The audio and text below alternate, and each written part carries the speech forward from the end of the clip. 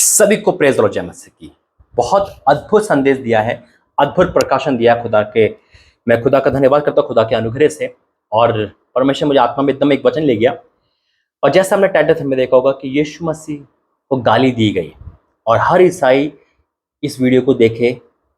बहुत जरूरी है देखना।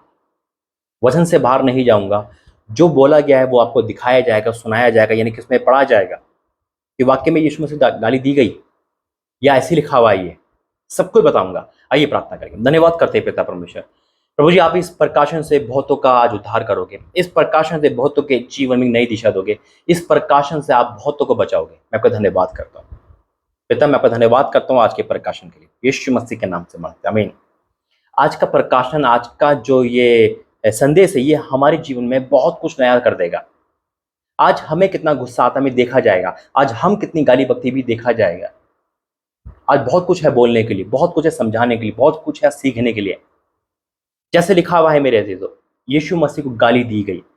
हर ईसाई है ना, ये वीडियो जरूर देखे, क्योंकि आज हम आजकल का जो हम कल्चर देखते हैं, बड़ा 5G कल्चर है।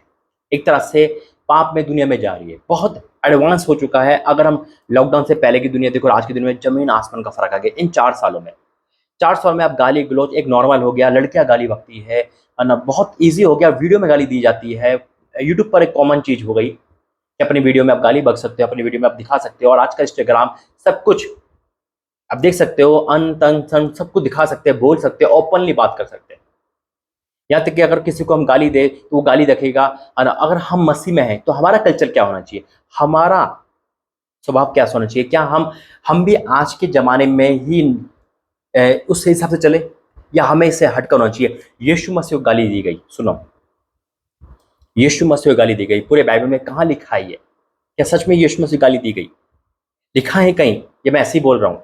और आज भी जब हम मसीह विरोधी को देखते हैं तो बाइबल को अपमान करते हैं, यीशु मसीह को गाली बकते हैं, प्रभु के दासों को गाली बकते हैं, वचन को गाली बकते हैं। वचन को गाली देने का मतलब है यीशु मसीह को गाली देना। यीशु मसीह ने कहा कि परमेश्वर वचन कहता है कि जो तुम्हें छूता वो मेरी आंख के पुतले को छूता है। अगर कोई हमें भी गाली बक रहा है तो हम उसकी संतर, तो उसको भी चोट लगेगी। लेकिन आज का टॉपिक बहुत अलग हटके है। मैंने कहा ना कि मैं आपको वही वचन दूंगा जो उसमें लिखा हुआ है, और गाली के ही ऊपर है ये। मेरे अजीजों, चर्च हम सब जाते हैं। कौन कौन संडे मीटिंग अटेंड करता है? आप कहीं भी करते हो, ऑनलाइन करते हो है ना, चाहे ऑफलाइन करते हो, है ना। कहीं ऐसा तो नहीं कि हम चर्च में बड़ी तालियां बजाते हैं और बाहर निकलते हैं हमारे मुंह से बड़ी गालियां निकलती हो? कहीं ऐसा तो नहीं कि हमारा ईसाईपन, हमारा मसीह वो एक ढोंग है? हम कहते हैं हम यीशु मसीह के संतान, हम कहते हैं परमेश्वर के संतान। परमेश्वर के संतान कैसे होना चाहिए? क्या परमेश्वर ने कभी गाली बकता है? क्या यीशु मसीह ने गाली बकी? कि हमारा स्वभाव कैसे होना चाहिए? जब एक शेर का बच्चा शेर होता है, इंसान का बच्चा इंसान होता है, तो एक परमेश्वर की संतान परमेश्वर जैसी होनी चाहिए? नहीं। हम 6-7 घंटे के लिए, हम एक दिन के लिए, कुछ घंटे के लिए हम पवित्र बन सकते हैं, बड़े अच्छे बन सकते हैं। क्या हमारा जीवन ऐसा है? याद रखना, जब हम चर्च में बैठते हैं उस समय हमारा न्याय नहीं होगा। उस समय तो कोई भी ताली बजा सकता है, क्योंकि बाहर देखा जाएगा और 6 दिन देखा जाएगा हम कैसे अत्याचार करते हैं या नहीं करते। पति पत्नी बड़े हाथ पकड़ के आते हैं, प्रार्थना कर रहे हैं, क्या वो पति पत्नी 6 दिन ऐसे ही रहते हैं, या वो शक करते हैं, या वो लड़ते हैं, या गालियां बकते हैं? कोई भी प्रभु का भवन में आता है, अगर 6 दिन तक ऐसे ही चल रहे हो, दुकान पर, रेलवे स्टेशन पर, फ्लाइट में, और अपनी गाड़ी में, बिजनेस में, नौकरी में, सब जगह ऐसे ही चल रहे हो, खुदा के प्रेजेंट में चल रहे हो, खुदा आपके अंदर दिखाई देता है, और लोग कहते हैं यार ये तो वाकई में मसीह है, तो स्वर्ग में तारीफ होती है। तब हमारा न्याय होगा और हमें परमेश्वर क्या करेगा? अपने बेटे होने का जो अधिकार दिया है उस पर नाज करेगा। प्रभु यहाँ पर है, मैं उसको महसूस कर पा रहा हूँ।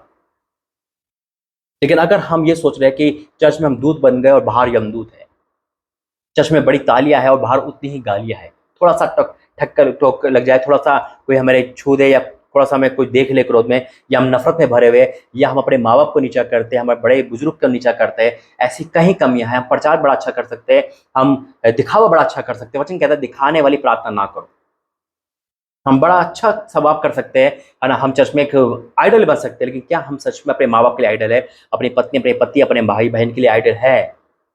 क्या सच में हमारा वही स्वभाव है? कहीं हमें देख के कोई यूं तो नहीं कह रहा देखो चर्च में कितना अच्छा लग रहा, घर में देखो उसको, घर में देखो कैसे घूमती है, घर में देखो कैसा करता है? कोई यूं तो नहीं कह रहा हमसे? हमें कैसा होना चाहिए?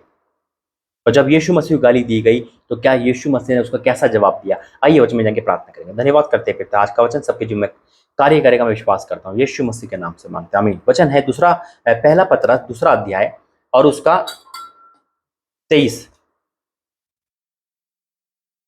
अभी मैंने लिखा कि हर ईसाई वीडियो देखे, क्योंकि जब यीशु मसीह को गाली दी जाती है तो वो कैसे रिएक्ट करते हैं, और जब हमें कोई बोला जाता है, ये नहीं कि आप ये सोचो अरे पास्टर का काम है सहना, प्रभु का दास का काम है सहना, एक गाल पे थप्पड़ दूसरे गाल करना, ये सब परमेश्वर के दासों का काम है। विश्वासी तो लड़ सकता है, विश्वासी अपने एंजॉय कर सकता है, विश्वासी चर्च संडे को जाके अपनी रीति से चल सकता है, अपने फिल्मी गान में डांस कर सकता है। अगर ये सोच रहे हो तो बहुत बड़ी गलतफहमी में हो, कि हम उसकी संतान, मैं संतान की बात कर रहा हूँ। यीशु मसीह का वचन कहता है कि उसने संतान का अधिकार सबको दिया जो उसे विश्वास करते हैं। अगर आप संतान बन गए तो हमें यीशु मसीह जैसा होना चाहिए, उसका स्वभाव हमारे अंदर होना चाहिए, है या नहीं? हम प्रभु के दासों की कॉपी कर सकते हैं, हम किसी आइडल की कॉपी कर सकते हैं, हम खुदा की कॉपी क्यों नहीं करते? कि जैसा वो हूँ वैसी मैं बनूं, ताकि लोग हमें देखो जान ले कि ये यीशु मसीह की वंशिज है, ये मसीह लोग हैं, इनके अंदर मसीह झलकता है। पहला पतरस दूसरा अध्याय उसका 23 में लिखा है, वह गाली सुनकर गाली नहीं देता। वह कौन? यीशु मसीह। गाली सुनकर गाली, जब मैं इसको डिटेल में जाऊंगा, थोड़ा सा ऊपर पढ़ूंगा 22 से, तो इसमें लिखा है ना तो उसने पाप किया और ना उसके मुंह से छल की बात निकली। वह गाली सुनकर गाली नहीं देता था, यानी कि यीशु मसीह को गाली दी गई। यीशु मसीह कितना अपशब्द बोला होगा, इमेजिन करो कि जब यीशु मसीह गली से गुजरते होंगे तो सबको पता था इसका पिता यूसुफ नहीं है। मरियम गर्भवती पाई गई, सबको पता है वो कुंवारी से हुआ, तो कितना बुरा बुरा सहा होगा यीशु मसीह ने, दुख सहा होगा कि यीशु मसीह ने कभी गाली सुनकर गाली नहीं बका। यानी कि आज भी यीशु मसीह को गाली जाती है, पहले भी दी जाती है, लेकिन उसका रिजल्ट कभी ये नहीं हुआ। और आज हमें कोई कहते तो बस खाट खड़ी है उसकी। क्या हम कह सकते हैं कि हम खुदा के संतान हैं? हम कैसे कह सकते हैं अगर हमारे अंदर गाली, क्रोध, अपशब्द, अपनी मर्जी करना सब कुछ है, तुम तो शैतान के संतान हो गए ना। जो शैतान में है, अगर वो हमारे अंदर है, दिख रहा है, तुम तो शैतान के संतान है। खुदा की कहाँ रह गई? और खुदा की है तो खुदा की चीजें हमारी दिखे। जब कोई बेटा बेटी पैदा होते तो क्या बोलते हैं? अरे ये तो पिता की ओर है, अरे ये तो माँ बाप की ओर जा रहा है, यानी कि उसके लक्षण देखकर, उसकी शकल रूप देखकर हमें भी लोग ऐसे ही बोले। और जब ऐसे बोलेंगे तो यकीन माना जो खुदा का वो हमारा, जो परमेश्वर जो पिता का वो हमारा। वह गाली सुनकर गाली नहीं देता था और दुख उठाकर किसी को भी धमकी नहीं देता था। धमकी नहीं देता था परमेश्वर। देख तुझे नष्ट कर सकता हूँ, देख धमकी, तो जानता नहीं मेरा बाप कौन है, वो कह सकता था यीशु में ना। तो जानता नहीं है मैं कहाँ से आया हूँ, तो जानता नहीं मैं एक खर्चे में क्या कर सकता हूँ। अगर हमारी आज पहुंच हो जाए, हमें कोई व्यक्ति ऐसा मिल जाए जो बहुत जान पहचान वाला, पावरफुल मान लो, वीआईपी मान लो, और फिर हम उसका गलत इस्तेमाल करते हैं। कोई मैं दुख दे रहा है, तुम कहेंगे देख तू जानता नहीं मेरा भाई कौन है, मेरा दोस्त कौन है, मैं इसे फोन करके तुझे उठा सकता हूँ, तुझे ये कर सकता हूँ। ये जो टोन होता है, ये जब होता है जब हमारे अंदर कोई घमंड या हमारे अंदर कोई एक वीआईपी लोग हाथ रख देते, कोई पहुंच वाले। और यीशु मसीह तो खुदा थे, वो धमकी दे सकते थे, लेकिन नहीं, वो दुख उठा रहे थे, वो सब कुछ सह रहे थे। फिर क्या लिखा है? गाली सुनकर गाली नहीं देता था, ना दुख उठाकर किसी को धमकी नहीं देता था, पर अपने आप को सच्चे न्याय के हाथ में सौंपता था। सच्चा न्याय परमेश्वर, तू देख प्रभु माफ कर, ये नहीं जानते क्या कर रहे हैं।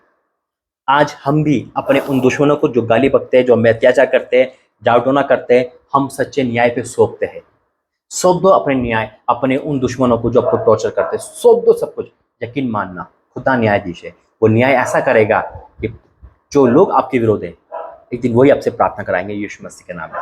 जो लोग आपसे चिढ़ते, एक दिन वही आपसे कहेंगे भाई हमारे घर में आके प्रार्थना करो। अगर आपने अपने आप को बदल लिया और खुदा के संतान हो गए, तो यकीन मानना जो ब्लेसिंग परमेश्वर के दास पे होती है ना, उससे दुगनी ब्लेसिंग आप और आपके संतान पे आ रही है। मैं डिक्लेयर करता हूँ यीशु मसीह के नाम से, बोला आमीन। आइए प्रार्थना करेंगे। धन्यवाद करते हैं पिता परमेश्वर, मैं तेरा धन्यवाद करता हूँ वचन के द्वारा आपने हमें झंझोड़ दिया, हमारे अंदर से सारी चीज निकाल दी पिता। अगर हमारे जुबान से छल की बात, क्रोध, हीन भावना, गालियाँ गलौज, गंदी टॉकिंग निकलती है, कुछ भी ऐसा होता है पिता जो आपको दुख उठाता है, तो मैं क्षमा करना पिता, हमें क्षमा करना और हमें अपने जैसा बना देना पिता। हम आपको फॉलो करना चाहते हैं, आपकी कॉपी करना चाहते हैं, हम आप जैसा बनना चाहते हैं। हमारे अंदर वो क्वालिटी देना पिता, हमारे अंदर की हर वो चीज निकाल देना और हमें पवित्र करना। हाँ और आमीन के साथ आज जितने भी लोग सुन रहे हैं इस संदेश से वो नए हो चुके, वो बदल चुके, मैं विश्वास करता हूँ यीशु मसीह के नाम से मांगते, आमीन। God bless you. प्रभु आपको आशीष दे। जय मसीह।